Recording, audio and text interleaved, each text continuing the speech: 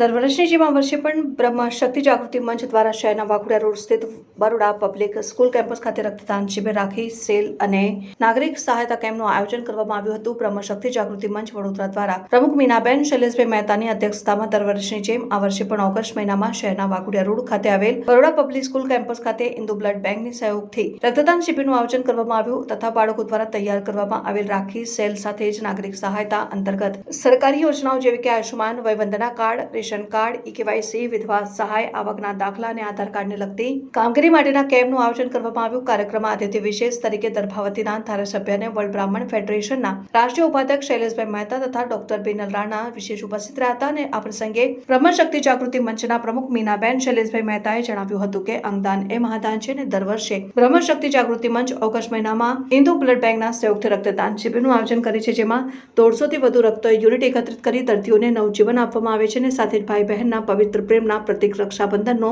પર્વ પણ આવી રહ્યો છે ત્યારે અહીં રાખી સેલ રાખવામાં આવ્યો છે અને જેમાંથી થયેલી આવકના દાનમાં આપવામાં આવશે અને વધુમાં તેમણે ચિંતા વ્યક્ત કરી હતી કે આજે રક્તદાતાઓની સંખ્યામાં ઘટાડો જોવા મળી રહ્યો છે, કારણ કે 18 વર્ષથી નીચેની વયના 45 કિલોગ્રામથી ઓછું વજન ધરાવતા અને 60 વર્ષથી ઉપરના સિનિયર સિટીઝન રક્તદાન કરી શકતા નથી ત્યારે યુવાઓએ વધુમાં વધુ રક્તદાન માટે આગળ આવવું જોઈએ। મારું નામ ડૉક્ટર બિનલ રાણા છે।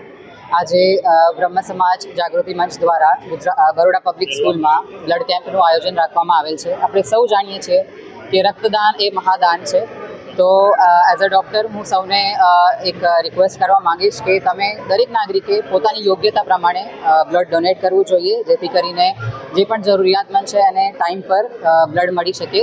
અને સાથે સાથે હવે રક્ષાબંધન પણ આવી રહી છે, તો અહીંયા બરોડા પબ્લિક સ્કૂલમાં બાળકો દ્વારા ખૂબ જ સુંદર આયોજન કરવામાં આવ્યું છે અને મને અહીંયા બોલાવવામાં આવી અને સન્માનિત કરવામાં આવી અને એના માટે હું એમની ખૂબ ખૂબ આભારી છું। ધન્યવાદ।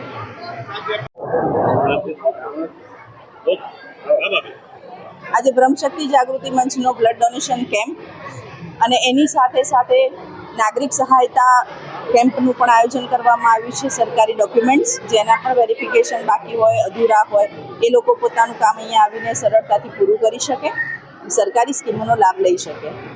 ગુજરાતીઓ દાન માટે પ્રખ્યાત છે। આપ સેન્ટેન્સ અહીંયા પણ જોઈ શકો છો કે દાન ગુજરાતીઓ જ કરતા હોય છે, તો પછી બ્લડનું દાન પણ કેમ નહીં? કોઈકનો જીવ બચાવી શકીએ એનાથી ઉત્તમ કોઈ જ દાન નથી, એટલે રક્તદાન એ મહાદાન છે, જીવન સૂત્ર છે। સાથે સાથે આજે રાખીનું એક્ઝિબિશન પણ છે, રાખી સેલ પણ છે, તો જો આપણે એક સૂતરનો તાંતણો માણસને જિંદગી પર બાંધી શકે તો તમારી એક બોટલ બ્લડ કોઈના માટે જીવનભરની એક યાદગીરી રહે અને એને જીવંત રાખે છે। આપ સૌ જાણો છો કે બ્રહ્મ શક્તિ જાગૃતિ મંચ એક જ વડોદરાનું એવું મહિલા ગ્રુપ છે કે જે દર વર્ષે ઓગસ્ટમાં બ્લડ ડોનેશન કેમ્પનું આયોજન કરે છે અને 150થી વધારે બ્લડ યુનિટ ભેગું કરી અને જલારામ બ્લડ બેંકને એ ડોનેટ કરે છે। જલારામ બ્લડ બેંક સાથેનો અમારો નાતો ખૂબ જૂનો છે। ખૂબ જ્યારે પણ ઇમરજન્સીમાં મદદ પડી હોય ત્યારે જલારામ બ્લડ બેંક રાત્રે પણ અમને ખૂબ સરસ રીતે હેલ્પ કરે છે। તો બ્લડ ડોનેશન કેમ્પમાં આપ સૌ જોડાઓ, આવો એવું આપ સૌના માધ્યમથી જનતાને અપીલ કરું છું। બ્લડ ડોનેટ કરો અને તમે કોઈકના જીવનને બચાવવા માટે સહભાગી બનો। અત્યારના યુગમાં ખૂબ જ સ્ટ્રેસ હોવાના કારણે બ્લડ ડોનેશન આપવા માટેના ડોનર બહુ ઓછા રહ્યા છે। ગવર્મેન્ટની ગાઈડલાઇન મુજબ રોગી હોય બ્લડ ડોનેટ ના કરી શકે, 18 વર્ષથી નીચેના હોય એ પણ બ્લડ ડોનેટ ના કરી શકે, 60 વર્ષથી ઉપરના હોય એ પણ બ્લડ ડોનેટ નથી કરી શકતા, 45 કિલોથી ઓછું વજન હોય પણ બ્લડ ડોનેટ નથી કરી શકતા। તો સ્વસ્થ વ્યક્તિઓની સંખ્યા ડે બાય ડે ઓછી થતી જાય છે।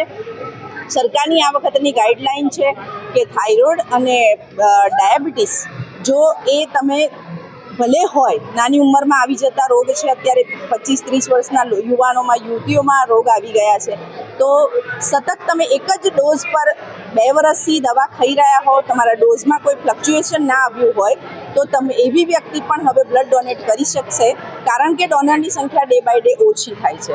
તો આપ સૌને અપીલ છે, આપ સૌના આપના માધ્યમથી કે આવો અને તમે બ્લડ ડોનેટ કરો। બ્લડની એક ખૂબી છે, કુદરતનું મુક્ત દાન છે આપણને કે વર્ષમાં તમે 2 વખત કે 3 વખત ડોનેટ કરો તો તમારા શરીરમાં એની માત્રા ખૂબ ઝડપથી વધે છે અને ખૂબ શુદ્ધ લોહી આવવાથી તમે પણ નિરોગી બની શકો છો। બ્લડ ડોનેશન કરતા રહો અને લોકોના જીવનના બચાવવામાં સહભાગી બનો। Thank you.